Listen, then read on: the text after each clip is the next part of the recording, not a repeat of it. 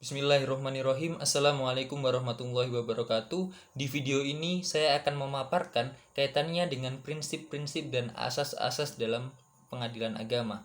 Langsung saja, kaitannya dengan prinsip-prinsip dalam konteks pengadilan agama ini ada beberapa. Yang pertama adalah prinsip tauhid.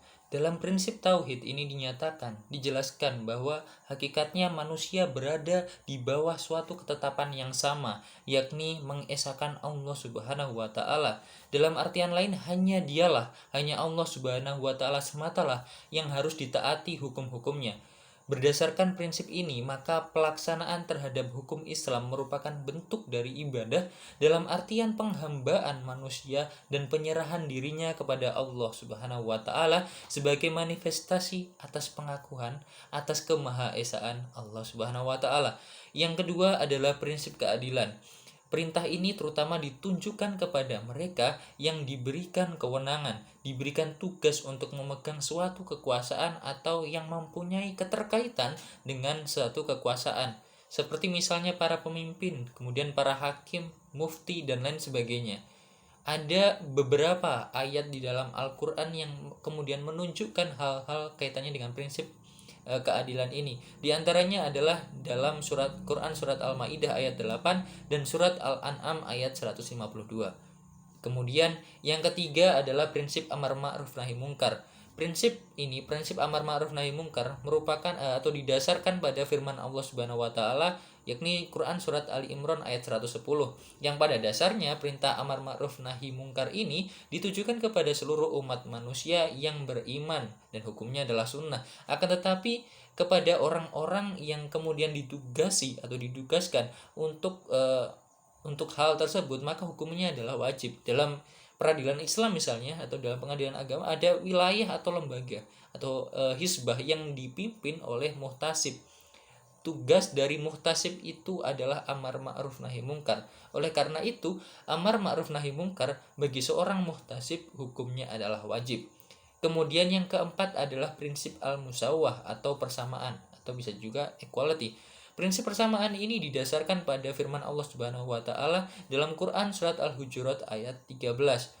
Persamaan di hadapan muka pengadilan atau di depan pengadilan merupakan prinsip hukum acara dalam peradilan, khususnya apalagi juga peradilan agama. Di masa Umar bin Khattab misalnya, sehingga kemudian dicatatkan dalam suratnya kepada Abu Musa al-Asy'ari, beliau berkata, "Perlakukanlah sesama manusia, semua manusia, para pihak yang berada di majelismu, di hadapan kamu, dan dalam setiap putusanmu, sehingga orang mulia tidak akan tamak akan kecuranganmu, dan orang yang lemah tidak akan putus asa dari keadilanmu."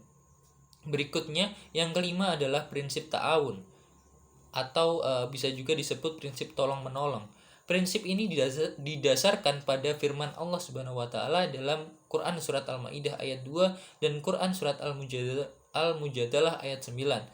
Pelaksanaan tugas hakim di pengadilan pada hakikatnya harus dilandasi atau harus berdasar dengan prinsip tolong-menolong atau spirit tolong-menolong antar sesama manusia.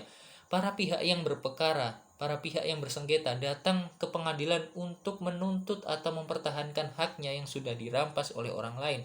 Oleh karena itu, hakim harus memenuhi keinginan para pihak yang dengan membantu mereka apa yang mereka perlukan guna memperlancar jalannya persidangan tentunya. Kemudian yang keenam adalah prinsip kemerdekaan atau kebebasan, atau juga disebut sebagai prinsip al-hurriyah. Para pejabat fungsional, yakni misalnya para hakim yang memeriksa dan memutus perkara, ini benar-benar dapat menegakkan hukum dengan seadil-adilnya, karena pada dasarnya hanya peradilanlah yang dianggap bebas dan merdeka lah yang kemudian diperkirakan dapat menegakkan hukum dan keadilan yang hakiki dan dapat menjamin tegaknya negara hukum. Nah, kita lanjut pada asas-asas dalam konteks pengadilan agama. Ini kalau kita menukil pendapatnya Taufik Hamami, ini ada 9. Yang pertama adalah asas personalitas keislaman. Kemudian yang kedua asas kebebasan. Ketiga adalah asas tidak boleh menolak perkara dengan alasan yang tidak jelas. Yang keempat adalah asas wajib mendamaikan. Kelima asas sederhana cepat, dan biaya ringan. Yang keenam adalah asas mengadili menurut hukum dan persamaan hak atau equality before the law. Kemudian yang ketujuh adalah asas persidangan terbuka untuk umum. Dan kedelapan, asas aktif memberi bantuan. Dan yang terakhir, yang kesembilan adalah asas peradilan dilakukan dengan cara hakim majelis. Barangkali itu yang bisa saya sampaikan. Mohon maaf apabila ada kesalahan maupun kekurangan dari saya. Wallahul muwaffiq ila aqwamit thoriq. Wassalamualaikum warahmatullahi wabarakatuh.